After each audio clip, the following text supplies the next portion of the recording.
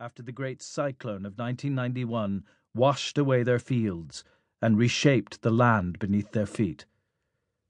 The bustling city had offered them refuge and a chance of employment in garment factories springing up everywhere in the suburbs, fueled by the frenzy of globalization. Joya had started at Millennium as a helper, but with training, determination, and patience, she had worked her way up to sample sewing operator in the pattern room, a specialist in charge of translating designs conveyed by the clothing brands into samples that won contracts and set the standard for everyone else. Nassima had followed her mother into the factory as soon as Sonia was old enough to attend school.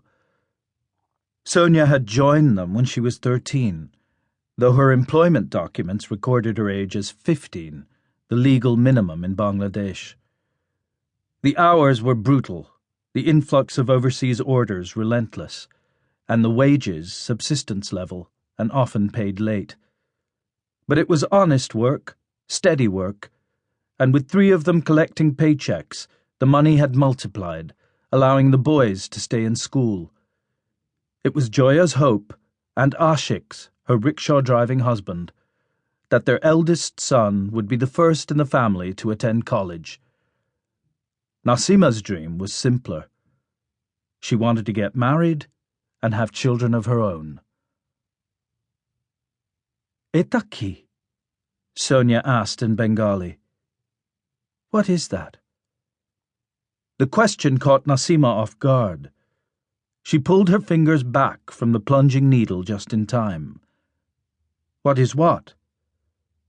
Then Nassima heard it. The sound of shouting carrying over the clatter of machines and the whirring of fans. She looked around to see if anyone else had noticed. There were 200 sewing stations in the cavernous room, 4 lines of 50, each with an operator and a helper, along with 10 supervisors and 4 line chiefs. Most of the workers were on task. A few, however, were glancing about with concern. "Get back to work," barked her supervisor. "No delays. The order must go out tonight."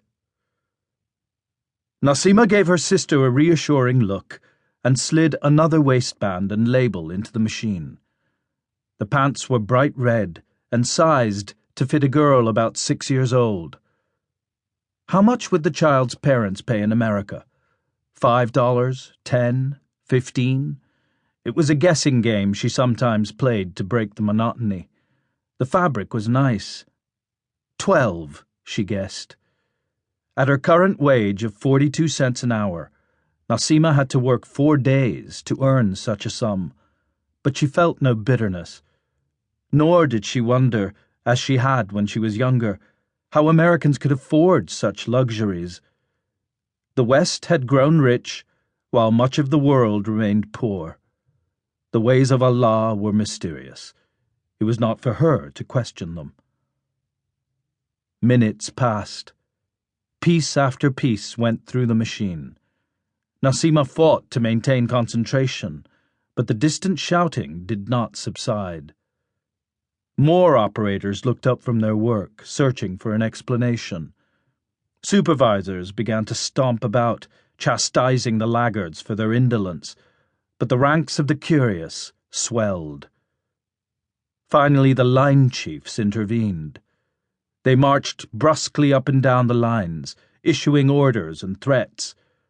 Nassima hunched over her machine and picked up her pace. The supervisors were harmless. They had no power to hire or fire. The line chiefs, however, could dismiss workers at whim. Then came the first explosion. Nassima heard it and felt it simultaneously. A rumbling, like thunder rising from deep inside the building. The floor trembled, the walls shuddered, the lights flickered and swayed. Workers cried out as the sound reached a throaty pitch and then died away. The fire alarm began to ring. Nassima sat transfixed, clutching the pants she'd just finished. In a glance, she saw Sonia's fright and the fright of the workers around her.